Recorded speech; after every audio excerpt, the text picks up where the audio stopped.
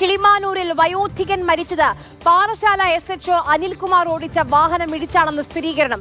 ഇടിച്ച ശേഷം കാറ് നിർത്താതെ പോവുകയായിരുന്നു. കിളിമാനൂർ ചേണിക്കുഴി സ്വദേശിയായ രാജനാണ് അപകടത്തിൽ മരിച്ചത്. സംഭവത്തിൽ SHOക്കെതിരെ നടപടിക്ക് സാധ്യത. അപകടമുണ്ടാക്കിയ വാഹനം പോലീസ് കസ്റ്റഡിയിലെടുത്തിട്ടുണ്ട്. അനിൽകുമാർ വാഹനം ഓടിച്ചു പോകുന്ന ദൃശ്യങ്ങൾ മാതൃഭൂമി ന്യൂസിന് ലഭിച്ചു. അത് കാണാം ആദ്യം.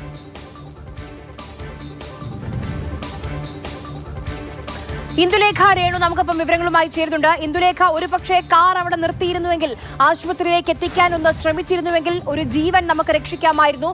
പോലീസ് ആയതുകൊണ്ട് എന്തും ചെയ്യാമെന്നാണോ? വകുപ്പ് തല നടപടി മാത്രം പോരല്ലോ.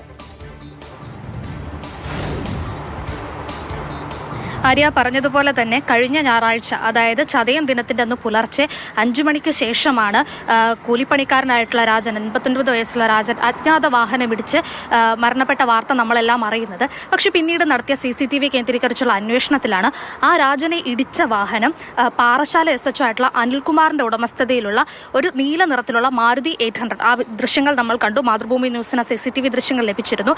KL 24P 1734 എന്ന നമ്പർ വരുന്ന മാരുതി 800 വാഹനമിടിച്ചാണ് രാജൻ കൊല്ലപ്പെട്ടത്. മാത്രമല്ല, ഈ പറഞ്ഞതുപോലെ പുലർച്ചെ ഒരു 5:20 സമയം എന്നതുകൊണ്ട് തന്നെ റോഡിലധികം ആൾക്കാരുണ്ടായിരുന്നില്ല.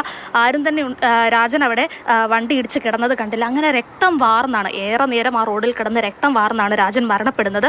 ഒരു പക്ഷേ ഈ വാഹനം ഇടിച്ച ശേഷം നിർത്തിയിരുന്നെങ്കിൽ, അല്ലെങ്കിൽ രാജനെ ആശുപത്രിയിൽ എത്തിച്ചിരുന്നെങ്കിൽ തീർച്ചയായും രാജൻ്റെ ജീവൻ നമുക്ക് രക്ഷിക്കാൻ സാധിക്കുമായിരുന്നു. കുടുംബം രാവിലെ തന്നെ മാതൃഭൂമി ന്യൂസിനോട് പറഞ്ഞിരുന്നു, നടപടികൾ വേണം, അന്വേഷണം വേണം, ആരാണ് കുറ്റക്കാരെങ്കിലും ശിക്ഷിക്കപ്പെടണമെന്നും അവർ പറഞ്ഞു. നമ്മളിപ്പോൾ നിൽക്കുന്നത് കിളിമാനൂർ പോലീസ് സ്റ്റേഷനിലാണ്. ഇവിടെ നമുക്ക് കാണാൻ സാധിക്കും ആ വാഹനം നിലവിൽ പോലീസ് കസ്റ്റഡിയിലെടുത്തിട്ടുണ്ട്. നമ്മളിവിടെ ഉദ്യോഗസ്ഥരോട് അന്വേഷിച്ചിരുന്നു. SHO റാങ്കിലുള്ള ആളായതുകൊണ്ട് തന്നെ DYSP തലത്തിലുള്ള അന്വേഷണമാണ് നടക്കുക. മാത്രമല്ല, വാഹനം ഓടിച്ചത് അനിൽകുമാർ ആണെന്ന് കൃത്യമായി തെളിഞ്ഞിട്ടുമുണ്ട്.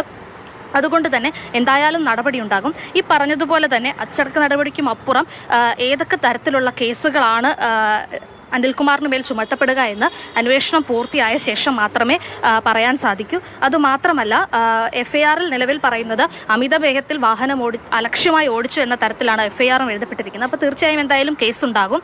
മാത്രമല്ല, ഒരു ഹിറ്റ് ആൻഡ് റൺ കേസിനപ്പുറം മറ്റെന്തൊക്കെ കേസുകൾ ചുമത്തപ്പെടുമെന്ന് അന്വേഷണം പൂർത്തിയായ ശേഷം മാത്രമേ പറയാൻ സാധിക്കൂ. ആര്യ, ശരി. ഇന്ദുലേഖ രേണുവാണ് വിവരങ്ങൾ നൽകിയത്.